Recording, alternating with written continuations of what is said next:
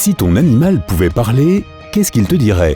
Sûrement des trucs comme « Hey, donne-moi à manger » ou « Pourquoi est-ce que tu regardes autant le sport ?» Mais il y a un animal qui semble avoir compris comment parler. Et oui, je parle des perroquets. Ok, j'exagère un peu quand je dis que ces oiseaux colorés ont vraiment compris notre langue. Ce n'est pas comme si tu pouvais boire un café et parler géopolitique avec ton perroquet. Ils ne font que répéter des mots courts, voire parfois des phrases. Mais nous, les humains, nous parlons grâce à des cordes vocales, des dents, une langue et des lèvres. Nos amis à plumes, eux, n'ont pas tout ça. Alors, comment font-ils pour nous imiter?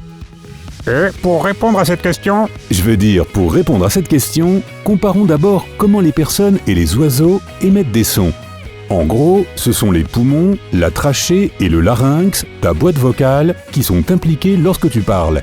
Après avoir inspiré, tes poumons poussent l'air dans la trachée qui passe ensuite dans le larynx. Cela fait vibrer les cordes vocales et elles produisent différents sons.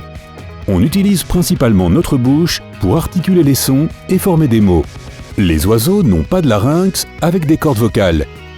Ils ont à la place un syrinx qui est situé entre la trachée et les poumons. Le syrinx est juste un espace vide avec des parois flexibles, et en contrôlant les muscles de ce syrinx, les oiseaux peuvent produire des sons. Chaque côté du syrinx peut fonctionner indépendamment. C'est pour cela que les oiseaux peuvent émettre deux sons à la fois. Les humains peuvent aussi faire ça. Mais tu ressemblerais à Bill Clinton. Ils peuvent aussi respirer grâce à une des deux chambres en continuant de chanter avec l'autre. Est-ce que tu peux parler et respirer en même temps? Eh bien en fait, non, mais tu peux essayer quand même si tu veux. Donc, ce syrinx, avec quelques mouvements de bec, permet aux oiseaux de produire et d'imiter des sons. Mais est-ce que cela veut dire que tous les oiseaux peuvent parler comme des humains? Non, pas vraiment. Les perroquets sont différents des autres oiseaux car ils ont une langue assez épaisse. À l'inverse des autres oiseaux, ils savent comment l'utiliser pour former des sons. Et si les perroquets savent si bien nous imiter, c'est grâce à la manière dont leur cerveau est fait. D'après le docteur Eric Jarvis, la région du cerveau qui contrôle les muscles liés à l'expression vocale est le cerveau antérieur. Dans un article de 2004, Jarvis explique qu'une région du cerveau antérieur directement reliée aux muscles vocaux est similaire entre les humains et les perroquets. Grâce à ces circuits cérébraux, les perroquets peuvent apprendre de nouveaux sons et ensuite contrôler leurs muscles vocaux pour reproduire les sons qu'ils ont appris. Les animaux qui n'arrivent pas bien à apprendre des sons n'ont pas ces circuits dans le cerveau antérieur. Le docteur Jarvis a aussi étudié environ 50 gènes et a trouvé un schéma similaire dans les centres contrôlant l'expression chez différents individus qui parlent, comme les humains, les perroquets, les oiseaux chanteurs et les colibris, qui ne font que siffloter parce qu'ils ne connaissent pas les mots. Cela veut dire que les humains et les espèces d'oiseaux utilisent les mêmes gènes pour parler et chanter. Mais ce n'est pas la seule chose que nous avons en commun avec les perroquets. Comme nous, ces oiseaux sont des créatures très sociales avec un désir naturel de communiquer. Dans la nature, ils créent des liens très forts entre eux. Les oiseaux domestiques, eux, essaient d'interagir avec les humains vu qu'ils n'ont plus aucun compagnon à qui parler. Donc si tu as un perroquet, tu deviens son nouveau meilleur ami. Ils apprennent de leur environnement et commencent donc à imiter leur propriétaire, ce qui n'est pas toujours aussi facile qu'il y paraît. Les perroquets ont souvent du mal à prononcer les consonnes occlusives, qui sont les sons que l'on fait en arrêtant le flux d'air avec nos lèvres, comme les sons du P et du B. Étant donné que les perroquets n'ont pas de lèvres, ils utilisent les muscles de leur trachée pour bloquer l'air et le laisser sortir d'un seul coup. Le perroquet le plus connu à avoir réussi à parler était Alex. Le docteur Irene Pepperberg a eu ce perroquet gris africain d'une animalerie de Chicago en 1977 et a décidé de tester ses capacités d'apprentissage. Elle l'a entraîné pendant presque 30 ans et elle était plutôt bonne prof. Alex connaissait environ 150 mots, pouvait différencier les couleurs et les formes et savait compter avec des petits nombres. En plus, il ne faisait pas que répéter les mots, mais il avait l'air de comprendre leur signification. Alex disait des phrases comme « je t'aime » ou « je suis désolé » dans le bon contexte et pas au hasard. Et si le perroquet voulait une friandise, il n'était pas satisfait tant que son propriétaire ne lui donnait pas exactement ce qu'il demandait. Quel oiseau intelligent! Grâce à ses compétences linguistiques impressionnantes, Alex est même devenu une star de la télé en faisant des apparitions dans des programmes animaliers. Il recevait même des cadeaux de ses fans.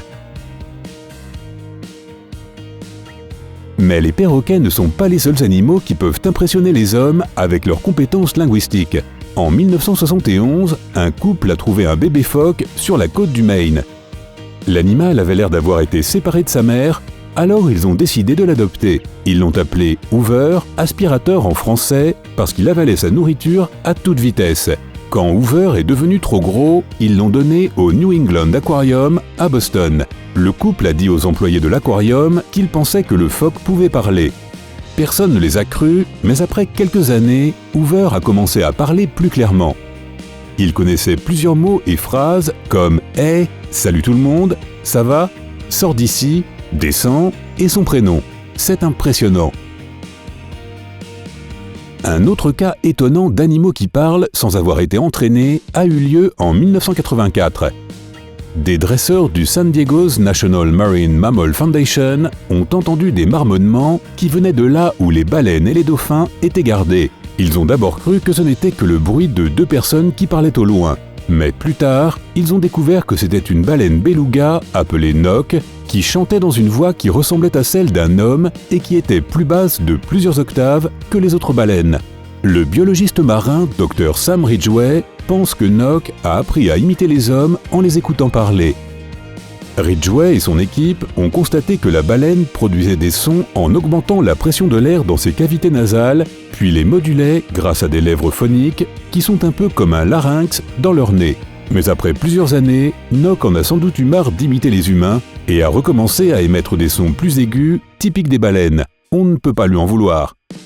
Un autre mammifère marin connu pour ses sons presque humains est Vicky. Cette orque femelle se trouve au Marineland, l'aquarium français.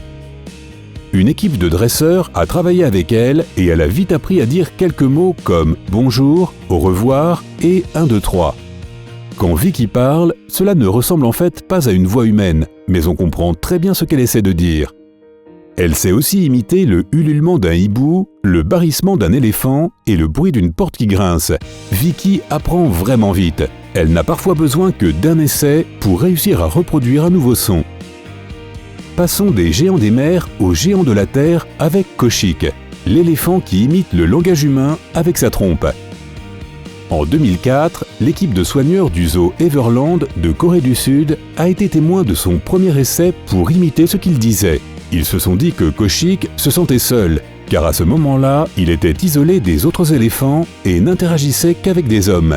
Koshik a appris comment dire « bien »,« non »,« bonjour » et « assis » en coréen bien sûr. Plus tard, une équipe de chercheurs de l'université de Vienne a diffusé 47 enregistrements de ces imitations à des Coréens natifs et la plupart d'entre eux a facilement compris ce que Koshik disait. Tout ça pour des cacahuètes.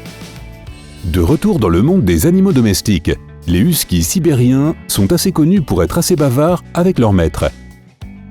Un peu comme leurs ancêtres les loups, ils hurlent et pleurent pour communiquer avec ceux qu'ils considèrent dans leur pack. Et parfois, les sons que ces chiens font sont très proches des sons humains. Le husky le plus talentueux est Mishka, qui est devenu une vraie star sur Internet.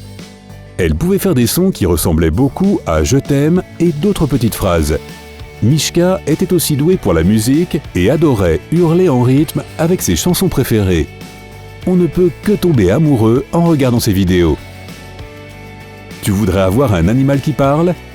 Dis-nous tout dans les commentaires. N'oublie pas d'aimer cette vidéo, de la partager avec tes amis et de t'abonner pour rester sur Sympa.